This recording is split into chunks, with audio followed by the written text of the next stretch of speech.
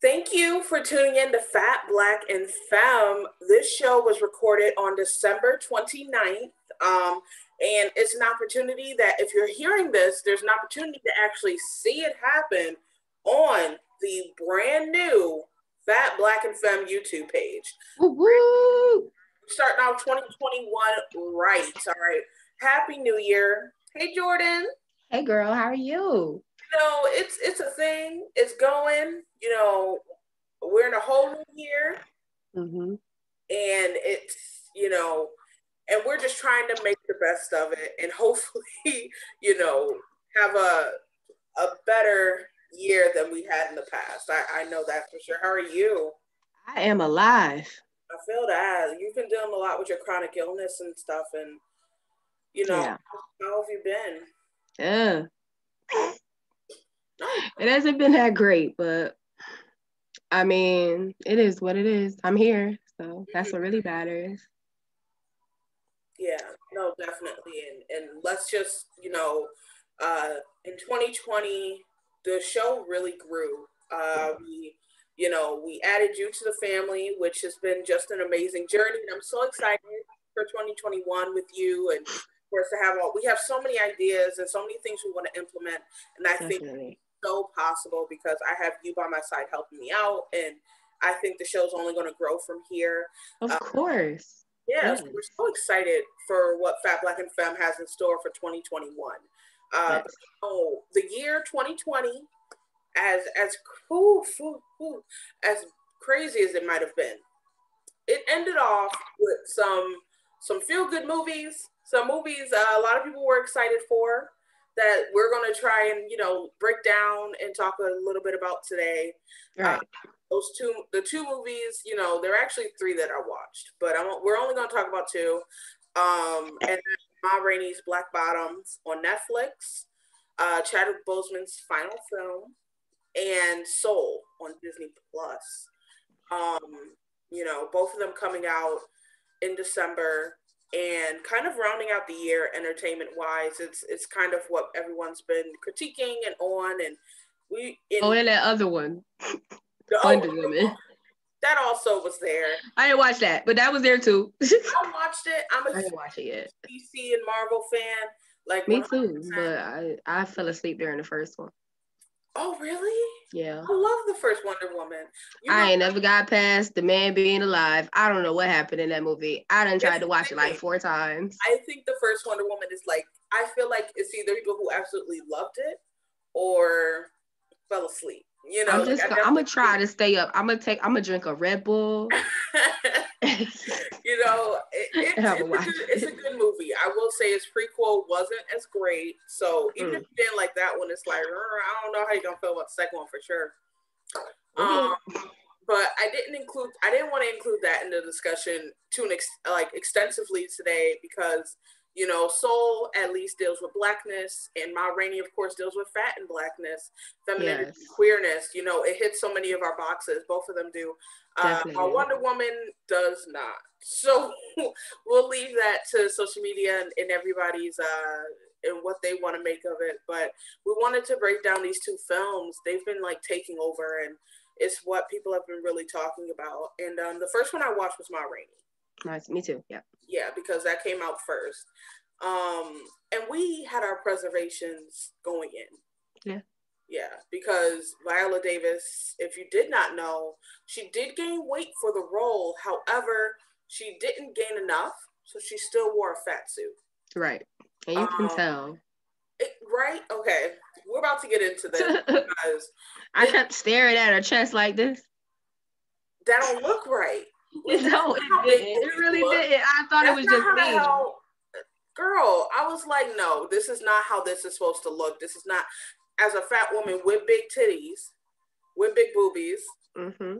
I know how they're supposed to look. They ain't supposed to Right. look like that. All right, as Yeah. a person who knows, and it was just like it was so obvious that this was not her body. Yeah.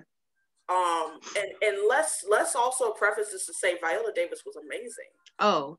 Oh. What? Amazing. She rocked that. She's an amazing, super talented actress. Like I loved the film yeah, itself. You know, but it had its shortcomings. It definitely did. And I think that's what it is. It's like, I can love and critique my community at the same time. Exactly. And I feel like a lot of people are missing that. Yeah.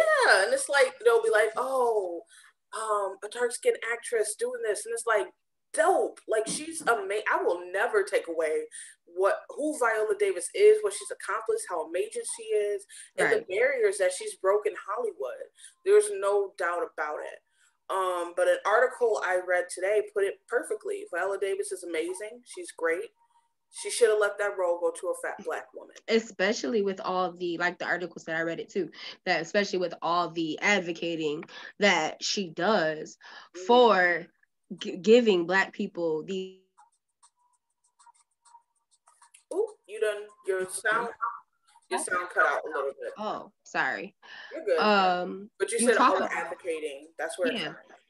Like, she's advocating about all of these people, dark-skinned people, getting these positions, getting these roles, and it's dark-skinned fat women that could play that part. Please, there are so many, and the thing is, even if there wasn't, like in Hollywood, you can find, like in Hollywood that's famous, you can find one that, a fresh face. Like, I don't think we're taking the chances that need to be taken in order to really create these realistic and beautiful images that are true to our community.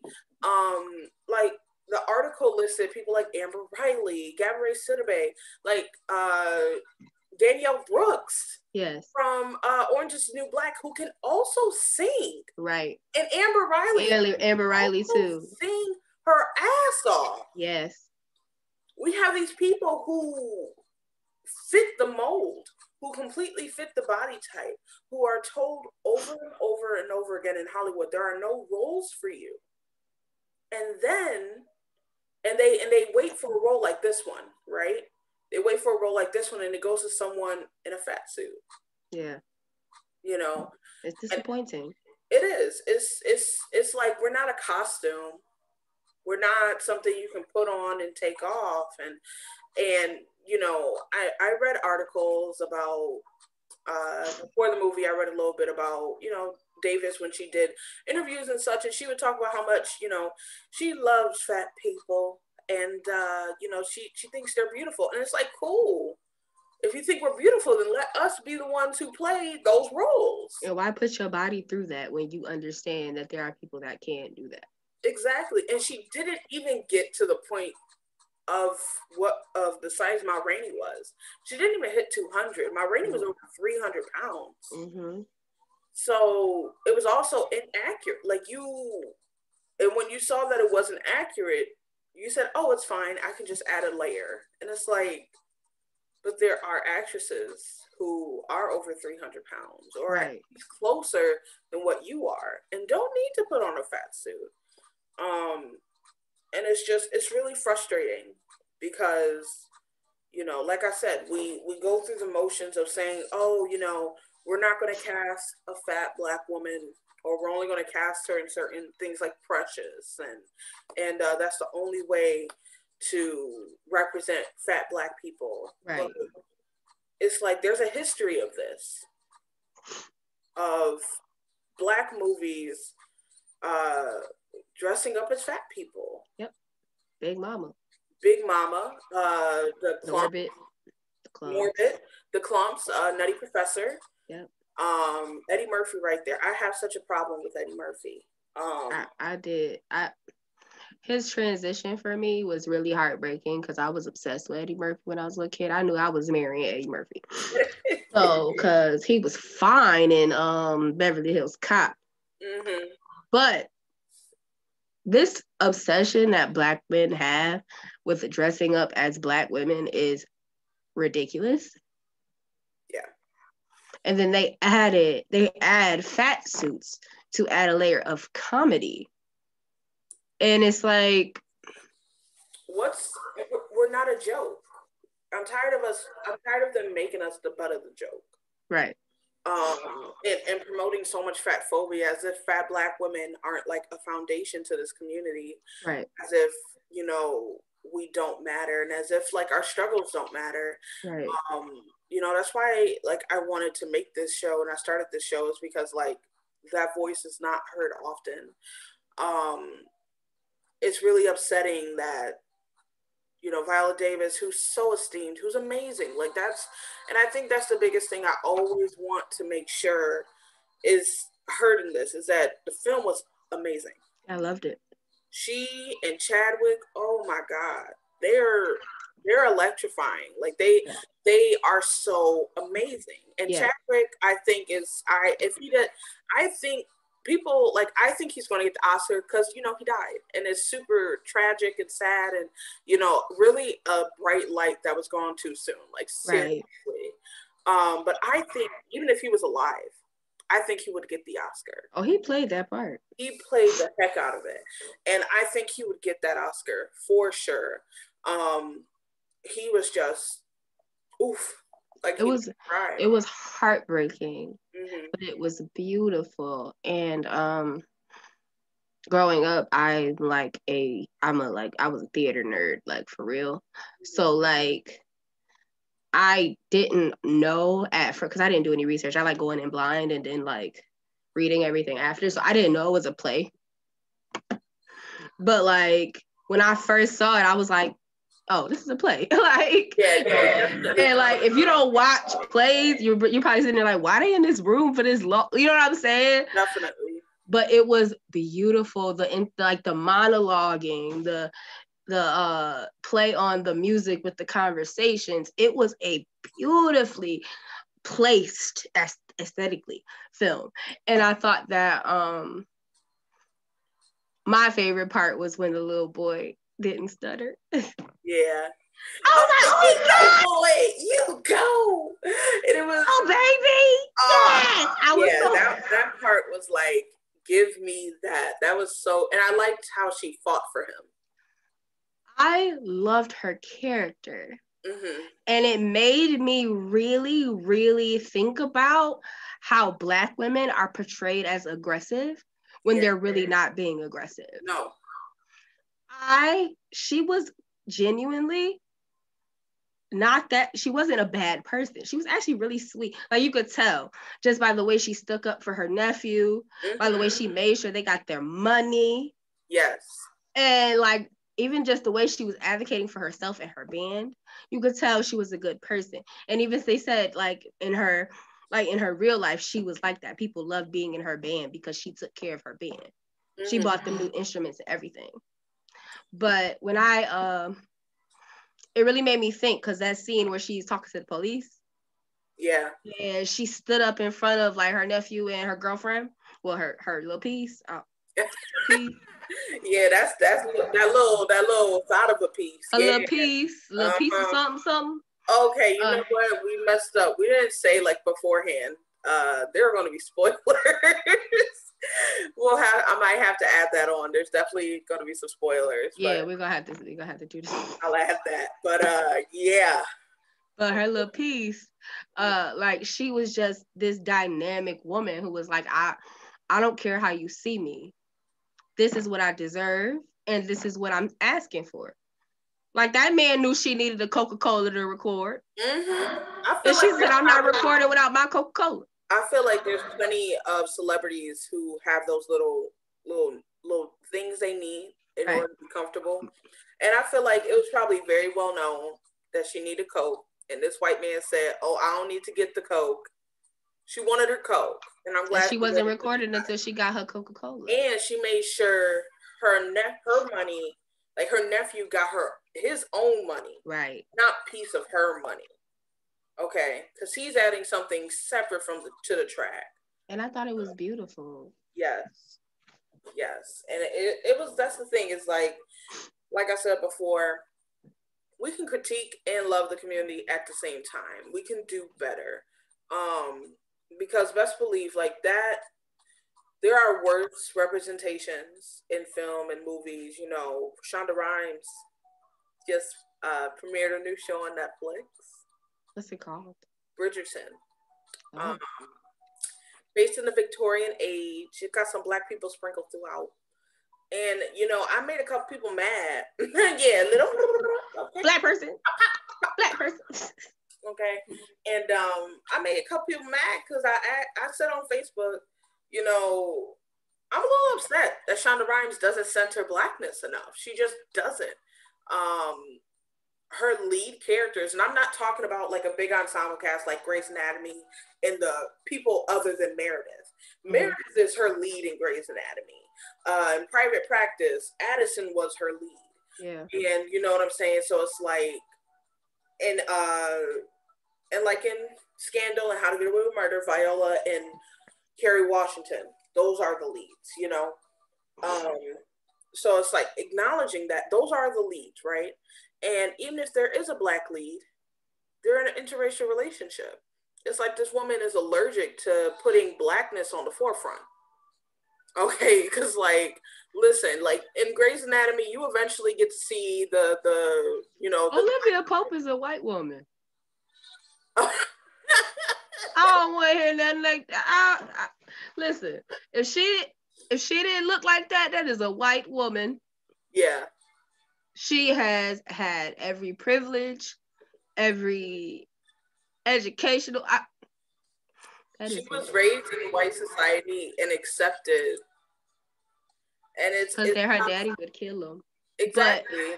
I mean, you know, but you know, so it's just I want more from our black creatives. You know, it's just, and the Shonda Rhimes thing is like, and I'm gonna tell you right now, Meredith Grey is white, Addison was white. I don't even watch Station 19. That ain't good. But my mama watched that show. I watched it, and it made me mad. Why? Wasn't that the last? I think it was the last episode where they did a police brutality thing. Oh. And I was just like, it wasn't good. Oh no. Spoiler alert. Quick synopsis. So boom. Black woman tracks her daughter's Fitbit or whatever, Apple Watch, I don't know, to this white man's house. So she on the porch like, let me in. My daughter's in there. So she's like, let me in. My daughter's in there. My daughter's in there. So the firefighters are like, we can't go in because they firefighters. So then he calls the police, like, these people are harassing me, da, da, da. So they start to leave, and a fire starts in the basement. So they run in, they break down the door. He got these two little black girls in the room. Check, like. Oh, stop. I'm sorry, I just realized the season finale to Grey's Anatomy was connected to that. Yeah. Because I met the black girls. Yes, so they started the fire because they heard the screaming and they thought they left. I know what's going on now. So the one police officer was racist. Excuse me. The other police officer was complacent. So at the end of the day, all the black firefighters just got arrested. Because they started pushing people. They pulled their guns out on Boris Kodjoe. I'm sorry. I'm going to need you to calm down. You all right? Boris is okay. We got to protect Boris. I ain't never seen no other black German, and we got to protect him. But, and I was just like, this is TV. Why can't this go differently? Yeah. And I was just kind of upset because it's like, with the climate right now, I understand that you have to be somewhat. They're trying to be socially relevant. Yeah, relevant. No, stop. We see that enough on the news. Yeah. We see this enough every day. We see this enough when we're in our cars having to get scared because a police officer is behind us. You know what this is? This is one re-traumatizing black people. And this is also not made with us in mind. Not at all. So, which is another point to what you were saying about Shonda. Exactly. because really what's going on is trying to explain what happens to Black people to white people. And in doing so, we're re-traumatizing Black people at our own expense. You know, we're just watching the show. We're not expecting to see this, you know, like this man who picked two little Black girls to, you know, sex traffic, and then you know, for the Black people to get arrested for trying to save them. Like, we're not expecting to go in like that. Like, I don't know if there was a trigger warning before that or anything. No, I was completely upset. I had to take some time. Yeah. And it's just like you said, we see this, and I work in the news. Right. I do not, like, when videos circulate, I don't watch them. Me neither. Especially on my own, because I know I'm gonna go to work and I'm gonna see them in all the feeds there, and I'm gonna have to put this in my own show.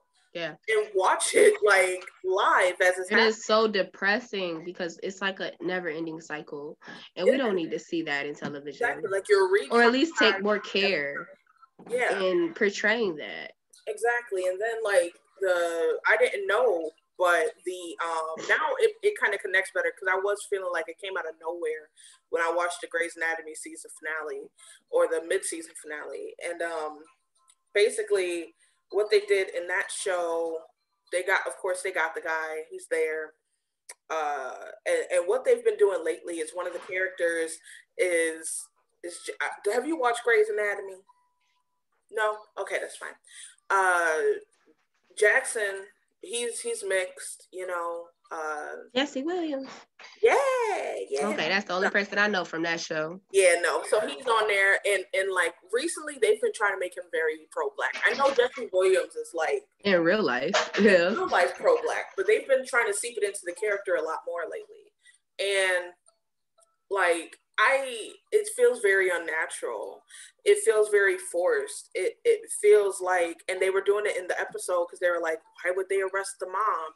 And he was like, you know why? And it was just like, but I don't, because no one, you know what I'm saying? Like, it doesn't have to be that kind of situation. But you made it that way, and you chose to make it that way. It was irresponsible to the many Black people that watch your shows. Mm-hmm.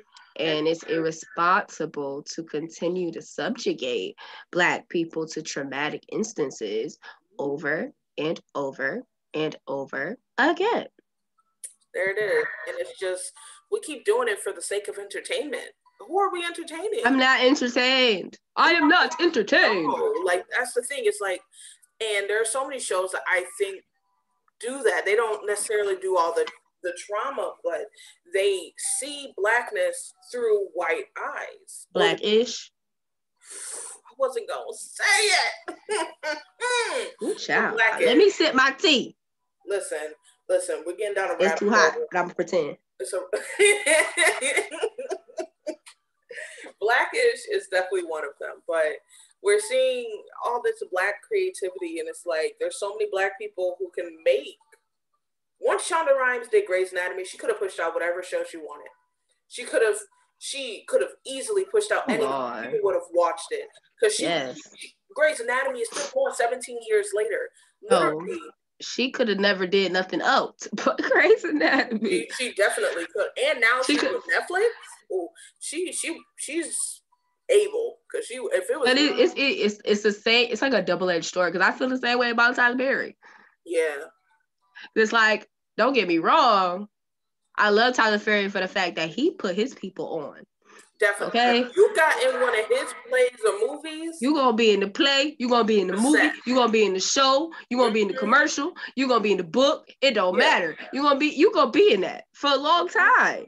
He had them set, and that is something that I like. I do like that part too. But when you're talking about, when you have a conversation on what Black creatives could do better, which Black creatives could do better by the Black community, he's at the top of the list.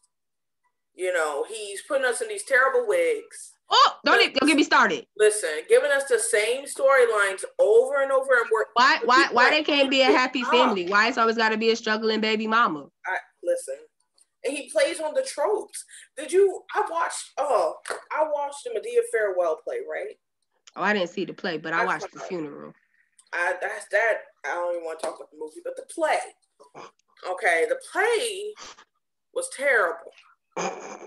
And his plays are what made me a fan. They're usually they're better. They're so much better. And so the play, do you know there's this, I don't want to say YouTuber, but definitely a social media star. He got famous. He's dark skinned. TT. Is it TT? Pink lips all the time? And the colorful wigs? Yep. TT. They were in the play as a woman. They're not trans. No, TT is not trans. They're not trans. But they... His name is Juan, I think. But I saw him in this, and I'm like... Because it's not like... And so he's in the play. And he's in his normal garb, a colorful wig, nice blue teal wig. Honestly, it was so cute. That's TT. His lips, yeah. And, you know, the grandma keep making jokes about their looks and different things like that. And, you know, and I'm like, but this guy isn't trans. Nope. They're not trans. Why are they playing a woman? You know? Why Same are we reason with Tyler Perry. And that's when it hit me. I was like, what? That's literally what Tyler Perry does. That is, and I'm just like, wow, like how have we not stopped this by now? Like how did we let I don't care. Like how did we as a community really let this go on for so long? Like and I just was like, oh, he's just trying to promote the next generation of Black men making fun of Black women. Like, and she was desperate and the character was terrible. Like, I'm like, there was no reason it had to be him. You could have got a woman and still made fun of how she looks. Yeah. But you got someone who was playing dress up. And it's upsetting. It's very upsetting. Don't watch the play. You'll get triggered. Don't do it. Don't watch the play.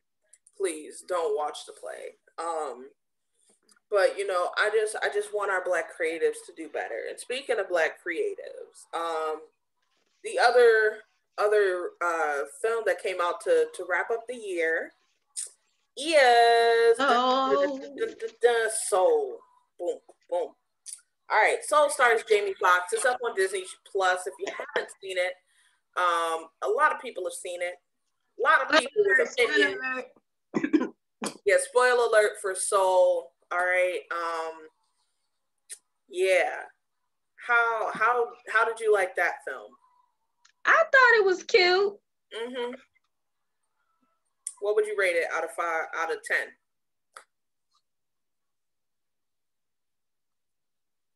Like a 6. I'm about there. Like it was cute or whatever, but like I got bored. I feel that. Like I got it early, so I was just kind of like, oh. As soon as I saw the cat, I was like, oh. That's what we're doing. Okay. So with me with Soul is we're once again, spoiler alert, I'm about to just go through a synopsis. I'm here with you. All right. And Soul starts out, you know, this Black man, jazz teacher, and he gets his big break and he dies. First 10 minutes of the movie. He dies and goes to the great beyond. He's like, wait, it's a mistake. So he goes to the great before. And he meets this little soul who has never been born, voiced by Tina Fey. Tina Fey. All right. And literally, they do explain why because all the other little souls sound like babies. They don't really got voices. But this Soul 22, sounds like Tina Fey. And they're like, yeah, I picked this because I pick a middle-aged white woman because it's the most annoying. It's like, all right, you're right. That's annoying. That's true. It was. And then they go on an adventure to try and get her born and different things like that. And Get him back in his body, get her born. Yeah, and different things like that. That's their goal in the movie. So we're going through the movie before, like just like Ma Rainey, we went into this with preconceptions, all right, because we already have a Disney film that where the black person isn't black the entire movie. They're a damn frog, Princess and the Frog. All right. She was, but her identity showed through that frog. Yeah. Which is a lot more than I can say than through what's his name? Joe? I think he was boring. He was I didn't think he was a great character to begin with. He was just boring. No, and then y'all have Jamie Foxx. Y'all to have him scatter a little bit and have him saying nothing. Like, come on, why are you playing with my life like this? I think a little, yeah. He was just boring. Like Jamie, it's Jamie Foxx. We definitely could have had more. I think we could have had so much more from him. Like, do y'all not know that Jamie Foxx is a singer? Yeah. Because I kept thinking, like, okay, she's on the saxophone. He could have scattered a little bit. Right? Like that. We could have had some moments, but no. Dabba dabba tweet. He could give me something. So like something. Yeah. But there were some nice parts to it. They were really cute about. I loved how they designed the black people. Yes, the black people were very realistic. I'm down to marry one of the barbers. The big one? The big Lord, that beard. Man, they did very well. He looked good. Yes. And then showcasing the struggle between, I think, the black parent wanting you to just be stable and you wanting to be like, no, I want to follow this dream. I like that part. I thought that was really good. I thought the mom in her shop was super cute. And me too. I thought there were a lot of good moments in the movie. I agree. Yeah. But it kind of lost me when he finally is back on Earth and he goes into a cat. Like, yeah, it was funny, but then it was also like, so we found another way to not have him in his body. Y'all got this white woman being. And I think they thought it would be different because you could still see the black man. Like before, like in Princess and the Frog, you only see frogs. In this one, you can at least see the black man. So I think that was why they thought they could get around it. But they didn't. I didn't really like how they still made the white woman the damsel in distress. Mm-hmm. When the movie was not about her. Like, the movie was supposed to be about him getting back to his body. And the only way that he got back to his body was because he, died for her. Mm-hmm. He died for her. Period. I mean, yeah, they gave him a chance to come back to Earth and he didn't die in the end. But, he was completely set on dying for her. And I don't know why they don't realize what an issue that was. She ain't even a person. Let her be a lost soul. I don't care. I'm saying, it was just. But period. It just seemed unnecessary. And I don't know. It's definitely I think it has some really cute parts, like I said, but it wasn't enough. We need more from Black creatives. And, Black creatives could really take a page out of the people at Blackout Magazine, out of their book, because right. I think they really promote Black and brown people, period.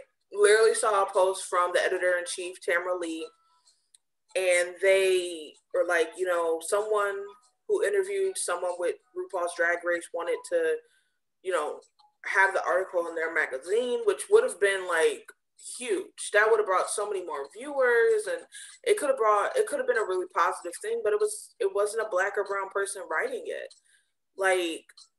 She put the integrity of the magazine before their pocket.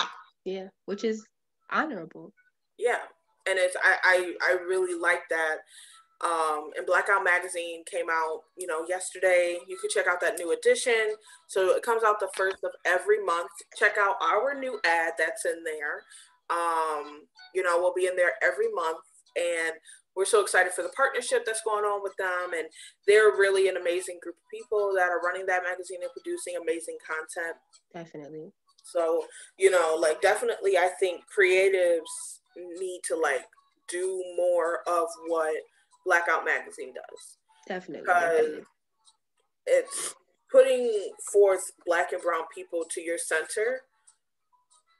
It's only going to help, because I also think in Soul, they not only, did what they did not seeing the Black guy, but also I think they made it a little too palatable, trying to make it appeal to a white audience as well. Yeah. They could have did so much more with the jazz scenes. Mm-hmm. He didn't have to help no little random white girl. No, I don't think so. I think it would have been better. Like, he was more of an aid on her journey rather than her an aid on his. Right. And I don't like that. Like, it definitely felt like she was the main character. And y'all promote, and I think the key is that it was promoted as if it was another Black Panther. Yeah, like he was the center. I saw, and I'm thinking soul. I'm like, oh shoot, what they about to do? Like soul music, like we about to go on a, you know what I'm saying? Mm-hmm. We about to go on a journey of soul music, but no, it's about this little fake little white person. I don't really get it. Like I didn't understand. It was cute. I'm not gonna take away from the movie. Like little kids and people who don't care that Blackness isn't centered. Will really love it. We don't really care about giving them, life or whatever. So this is my thing. Like I was having this conversation earlier with someone when I was eavesdropping. Well, not eavesdropping. I was ease reading, but and it became a conversation because 2 cents. But anyway, I was like, I think y'all people need to understand that, like you said earlier, we can be very critical of things that we like. Mm-hmm. Like, I didn't hate the movie, but I could definitely tell you what they could have done better. I've been saying since I saw this video a while ago, I am not a grateful Black woman. Mm-hmm. I have been saying that since I saw a video a while ago, basically talk about how I'm not grateful to be invited into a space that space is not giving me what I need to feel like I'm actually included. Mm-hmm. And that's how I feel about this movie. Huh? Not going to be grateful to be there. Exactly. Like, I'm not about to be grateful about this movie when it did nothing for me. I didn't walk away from the maze. I didn't cry. And then the part, we didn't talk about the part where he accidentally stole the Black man's soul. Nothing. I was like, oh, you're not him. Let me put you back. I think I ate some taffy. But like, that part, like, I'm like, they serious? Mm-hmm. Oh, well, maybe if you stop eating processed foods, you'll live longer. Listen, a lot of fact-checking shit has been popping up for me this week, including, that. It's like, fuck you.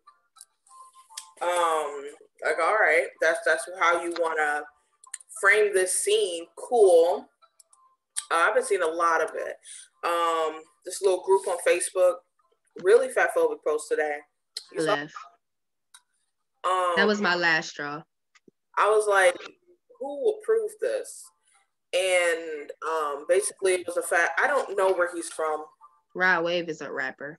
Okay, I don't follow new rap. I ain't about to lie. I barely knew who Tony Lanez was before he started being a lame.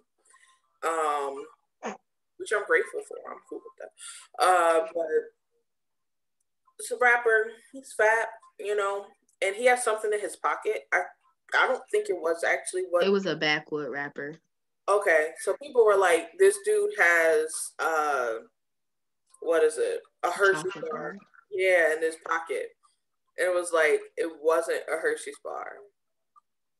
But we're going to spread this fat thought that fat people carry around food all the time. And like, how old is this?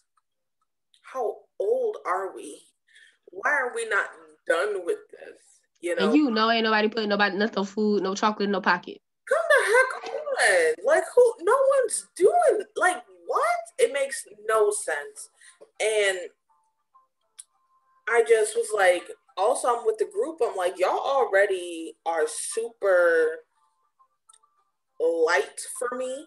As in, like, a lot of them are honestly, like, either really light mixed people or like got white parents, or you know what I'm saying, like they have some piece of whiteness in them. Yep. Not like a bunch of just black people kicking it, like plain old black people. Like it's a lot of people who have like some sort of privilege with whiteness.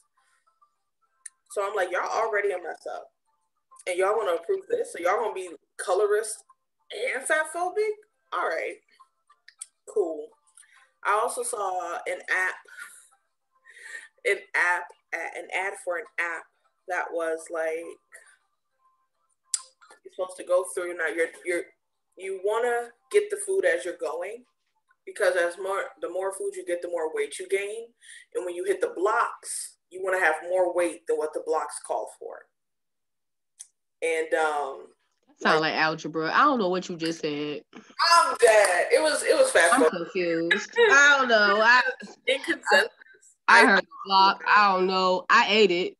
What you want me? I'm confused. What? There's a lot of fat phobic stuff out there, and it's like, it's not a phobia that people highlight a lot. A lot of people poke fun at it, and I think movies, to be quite honest, I think movies like Ma Rainey, where we're putting on fat suits, and in movies like the Nutty Professor, in Norbit, where we're making fat people in their fatness the butt of the joke. It only makes things worse. Yep. And to me, it's like, it's tough, because like different things always have to be explained to different communities. Like it took me a long time, not a long time, but like I definitely, like the trans community, like I built up my understanding of what the trans community was. Right, me too. I'm not trans, like I always respected them, but it was like, to understand certain things, and certain things are okay and certain things aren't, to understand that, I had to do a lot of research growing up, talking to trans friends that I know don't mind giving the labor at the time. It took that time. Right. Because even people, I'm bisexual, like but I still, even though I'm within their community in some way, I still don't always understand their struggles. And just like there are going to be Black people who aren't queer, or who are and are fat, like you're not going to understand every intersection. Right. Not at first. You got to take. But you have to do the work. Exactly. And I think movies like those, when it portrays us that way, it only makes it worse for even people who are part of our intersections. And we deal with that bailout. I remember in middle school, like I was terrified when Norbit came out. Because I knew I would be called Rasputia the next day. And it's just, and to this day, like I remember that, like it scarred me, like it's real stuff. And it's the same way to me with the dressing up. We also got, it's not okay when people do that for trans roles either. Right. Like, if it's called for a trans character, you get a trans character. Right. You know what I'm saying? Like, you get a trans person. If it calls for a fat person, you get a fat person. Just like if it calls for a Black person, you're going to get a Black person. You're not going to ask someone to do blackface. Okay. Right. If it calls for a trans person, if it calls for, and those kinds of things, I think we need to be more, there are lines in society. I think we need to be making more roles that goes to people like fat people, trans people, dark skinned people. Like we need to be making more roles and more opportunities for them, Right. And then we need to start uplifting and highlighting the people that are doing that work right now, like Lena Waithe. Like Lena Waithe was putting people on, you know what I'm saying? Like, and they're a queer Black woman. And I think Issa Rae is also doing a phenomenal. Yes, I agree. They all friends. Like these people that are trying to create these shows and these platforms for people who are up and coming and people who just need that space to actually be like visual. I think that those are the people that we need to start getting behind. Like we could let Tyler Perry go. Yeah, there's no reason for him to still be a part of this conversation, to be quite honest. Like we could let him go. Like he could do whatever he want, but we don't have to stand him. I never did, but people do. Yeah. I feel like an issue that we have as a community, as like an umbrella with anything, is that Black people don't allow for change to happen within. Which is why I think so many people are harsh on rap music. So many people are harsh on hip hop. So many people are so harsh on blues and R&B, because you stand a Dr. Dre, right? But you don't have no room for like Lil Uzi or Young Thug or nobody, people that are contributing still. But because you have this idea of how something is supposed to be, you're not letting these people who are coming up and being innovative, because essentially that's all that is. Innovation, creativity, not just recreating the same thing over and over again. I mean, I'm not saying the music is good and bad, but it is different. You know what I'm saying? I feel like Black people don't give things a chance to grow. They scrutinize. And that's only from my personal experience. Like you just hear, oh, can't nobody sing like Whitney. And it's like, I love me some Whitney, and no, they can't. But Whitney is gone. Whitney not producing no new music. So all these women out here that's actually still alive and singing, why are we not putting them up here? You know what I'm saying? There's not only Beyonce. Yeah. I'm not a Beehive person because I have commitment issues, but I stand Beyonce, but I do know that there are people who sing better than Beyonce. Yeah. You know what I'm saying? It's like that. Like we can have our favorites, but it shouldn't take away from us understanding that there are more people who do these jobs. There are more people who have these passions. And we need to uplift them all if we're actually going to create this big, huge empire that Black people can create. Because there are so many talented people just not given the time. Yep. And we have the same people pushing out different shows and different content over and over and over again. How many shows does Shonda Rhimes have at this point? How many? 77. Literally, how many seasons has she done of shows at this point? 317 million. So many. And Tyler Perry doing the same movie over and over and over again. And we're not giving people, I think Ma Rainey was a chance to give a fat Black person their time to shine in Hollywood. Yeah, and they didn't. You know, the first time I actually met Rainey was through Bessie. Yeah, I saw that too. Mm-hmm. Yeah, so Bessie with Queen Latifah.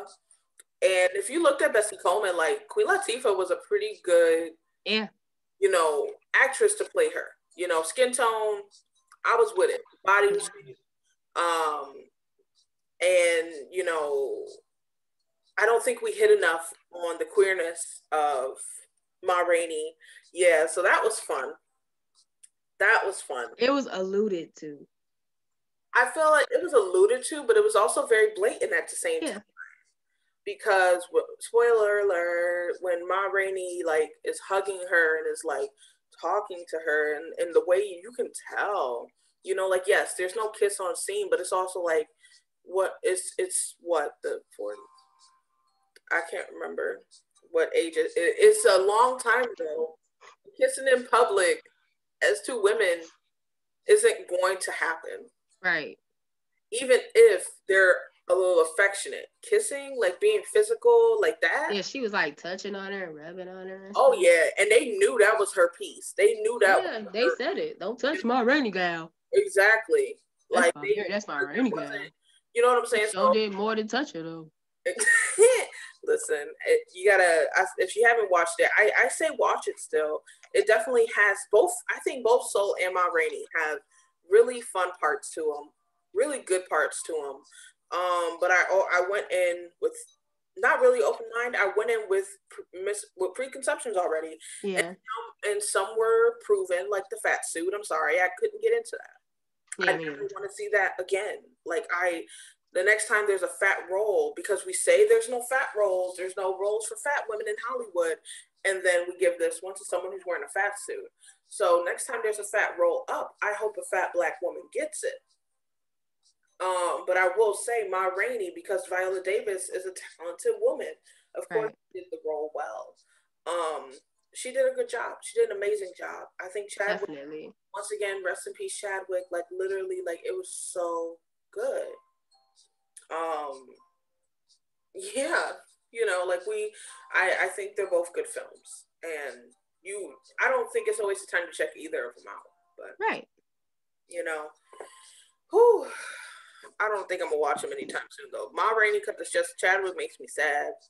And I don't think I'm gonna watch it again for a while. I'm not watching Soul again. Me neither. That was 2 hours I could have kept to I would have been good, but it's cool. It's whatever.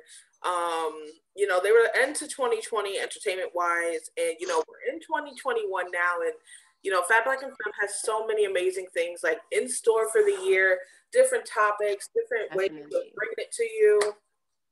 Like we're really ready to try and bring you a platform that really matters and that produces content that really matters. If you want to help us produce that content, we're always looking for sponsors. Always. And we're also available for exchange of services. So, even if you cannot afford to do, money, we can figure things out. Our biggest thing, I think, is partnering with the community and being there in the community and showing that that's who we are. Like we're both from the community, like we live here and we want to be a part of it and make that really, the foundation of our platform.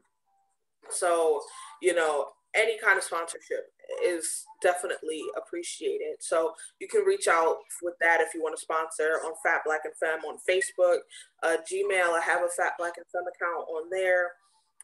And of course, we're starting our brand new YouTube page, brand new. Okay, so make sure you go subscribe because that's going to be where we right now. WXIR, no live in studios. That's why this was pre-recorded. There's no live in studio shows, so we're trying to find different ways to bring you content and to bring our content, make our content more accessible. So we're going to try the YouTube we're hopefully, the unedited version will always be on YouTube and you can see our smiling faces. It means now we have to actually kind of look good when recording this stuff, but it's all right. It's not that big of a deal. It's actually really fun to produce this kind of thing and I'm excited for it and where it'll go. Yes, me too. But yeah, so YouTube, Facebook, you can email me if you really, really want to. And just be sure to support in whatever way you can. Like I said, 2021 is going to be an amazing year. We ended 2020 super strong, I think, after growing our fan base, growing the Facebook page, adding a co-host, I think 2020 was really strong. And I think 2021 is going to be even stronger. Definitely. So I can't wait. I'm excited. Right? I hope everyone else is too. For those who did check this out on YouTube, thank you so much. You always have the option to go over and listen to WXIR on the TuneIn app. For those who are listening live on the radio, well, it's not really live, but you know what you're hearing. Thank you for tuning in. Don't forget to follow, like us on Facebook, subscribe on YouTube now. We are brand new on YouTube, Fat Black and Femme. And we'll keep trying to bring you great content and great conversations every week. Yes, definitely. I think that's my 2021 resolution. Okay, I'm with you. All right. And then we also, some of the topics we're hitting on in 2021, dating while fat. Okay, backhanded compliments because they're not always cute. They're not cute. Right. All right, and also expats in their relationship with the community. I don't think we talk enough about people who lose the weight and how they then treat the people that are still fat. You know, we definitely, I think those are conversations that are going to be fun to have. And I hope you're tuning in, whether on YouTube, on TuneIn app, or WXIR to hear them. And make sure you leave your comments. We love to hear from you. Let us Yeah. know Interact. what you want to talk about, what you want to hear us talk about. Yes. Also, we're not afraid to have guests. So, you know, with Zoom, it makes things even a little easier to bring people in. So don't be afraid to reach out. But until then, you know, Happy New Year. Thank you for supporting Fat, Black, and Femme. Thank you. And if you enjoyed the conversation, be sure to subscribe and like us on Facebook. Have a wonderful Saturday. Bye. Or whatever day you're watching this, because it's going to be on YouTube. All right. Monday, Tuesday, Wednesday, I don't know. I don't know. Not sure. Bye.